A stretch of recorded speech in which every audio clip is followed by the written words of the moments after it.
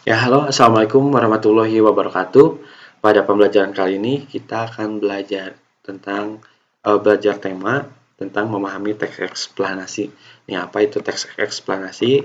Ini berdasarkan pengertiannya, teks eksplanasi ini berupa teks yang berisi tentang proses mengapa dan bagaimana kejadian-kejadian seperti kejadian alam, kejadian sosial, ilmu pengetahuan, budaya, dan lainnya dapat terjadi. Jadi teks eksplanasi ini menjelaskan bagaimana biasanya sebabnya, kemudian akibatnya dari sebuah peristiwa tadi.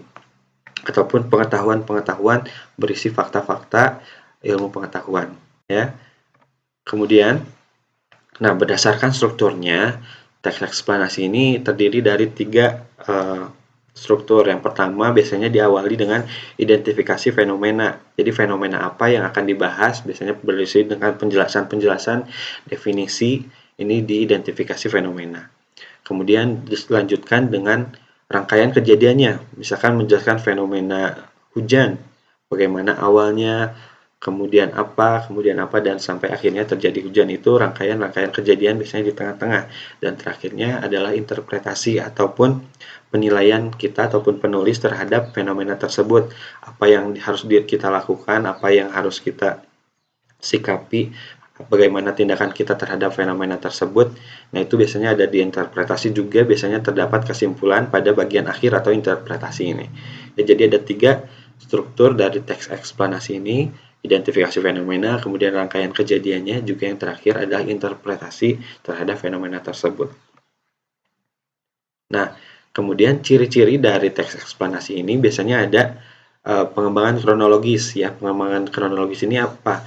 Biasanya menggunakan kata-kata yang menjelaskan rangkaian kegiatan atau rangkaian peristiwa seperti kemudian, awalnya, selanjutnya, akhirnya, sebelumnya, dan lain-lain. Itu merupakan kata-kata yang biasanya digunakan untuk menjelaskan sebuah rangkaian kegiatan ataupun peristiwa ya.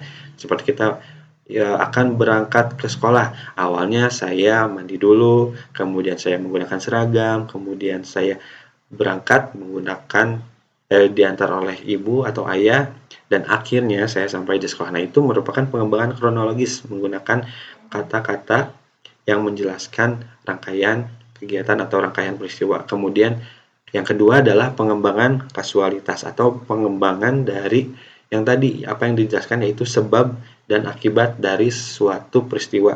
Apa yang menyebabkan peristiwa tersebut sehingga akibatnya terjadi fenomena tersebut. Nah, dalam pengembangan kasualitas ini tentu pada paragrafnya jadinya ada kata-kata berikut seperti sebab, misalkan disebabkan oleh apa, karena apa, dikarenakan, akibatnya, dan lain-lain. Nah, ini merupakan kata-kata yang mungkin akan kalian temukan pada teks eksplanasi karena merupakan bagian dari pengembangan sebab akibat atau kasualitas. Kemudian pada teks eksplanasi juga biasanya terdapat kata-kata istilah. Biasanya apabila menjelaskan tentang sekolah tentu ada istilah-istilah pendidikan, menjelaskan tentang kendaraan pasti ada istilah-istilah otomotif dan lain-lain.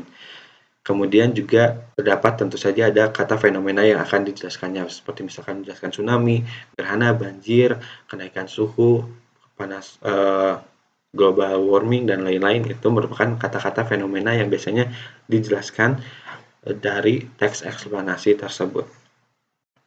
Kemudian, bagaimana kita bisa memahami sebuah teks eksplanasi? Seperti biasa, teks eksplanasi ini kita bisa temukan kata kuncinya, kemudian nanti dibuat mencari paragraf inti dan lain-lain, kemudian membuat rangkuman, juga membuat kesimpulan. Nah, yang pertama bisa kita lakukan adalah menemukan kata kunci. Nah, bagaimana cara menemukan kata kuncinya? Kata kunci biasanya ditandai dengan kata yang paling sering muncul dalam sebuah paragraf ya.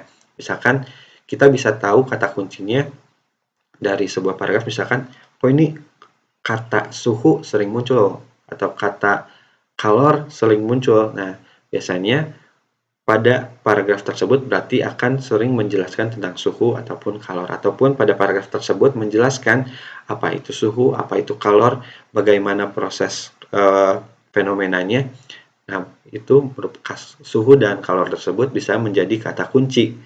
Ataupun tentang tsunami, berarti pada paragraf tersebut tsunami akan sering diucapkan atau dituliskan sehingga tsunami tersebut merupakan kata kunci dari paragraf ataupun bacaan tersebut ya. Jadi cara menemukan kata kunci kita bisa cari dengan kata yang sering muncul atau sering ada, tapi bukan kata-kata imbuhan atau kata sambungnya misalkan dan. Itu tidak jadi kata kunci karena itu merupakan kata sambung. Nah, setelah kita menemukan kata kunci, kita bisa membuat pertanyaan. Misalkan tadi kata kuncinya adalah suhu, kita bisa membuat pertanyaan-pertanyaan yang merujuk kepada suhu. Apa itu suhu?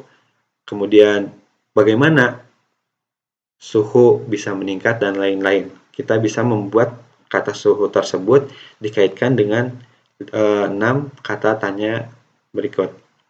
Jadinya nanti kita bisa mendapatkan pertanyaan, dari pertanyaan tersebut kita bisa mendapatkan jawaban juga. Nah, yang jawaban tadi kita akhirnya bisa rangkai menjadi sebuah ringkasan ataupun rangkuman dari paragraf ataupun dari bacaan tersebut. Kita tadi sudah menemukan kata kunci, kemudian kita membuat pertanyaan, dijawab, disusunlah jawaban-jawaban itu bisa menjadi ringkasan. Nah, dan terakhir kita juga bisa membuat kesimpulan berdasarkan bacaan tersebut dengan cara menjawab. Kan tadi kalau teks eksplanasi merupakan teks yang menjelaskan mengapa dan bagaimana ataupun sebab dan akibat. Jadi di kesimpulannya ini kita bisa menjelaskan bagaimana suatu fenomena bisa terjadi, sebabnya apa dan akibatnya apa, ataupun bagaimana kita menyikapi, bagaimana kalau terjadi hujan, bagaimana agar kita tidak terjadi pemanasan global. Nah, itu merupakan bagian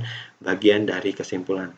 Nah, untuk tugasnya nanti akan Bapak kirimkan teks eksplanasi. Silahkan kalian membuat pertama mencari kata kuncinya, kemudian kalian membuat pertanyaannya, kemudian dijawab, tidak perlu dibuat rangkuman, langsung saja nanti terakhir membuat kesimpulan. Jadi tugasnya menemukan kata kuncinya, membuat pertanyaan, dan yang terakhir membuat kesimpulan. Ya, terima kasih atas perhatiannya. Assalamualaikum warahmatullahi wabarakatuh.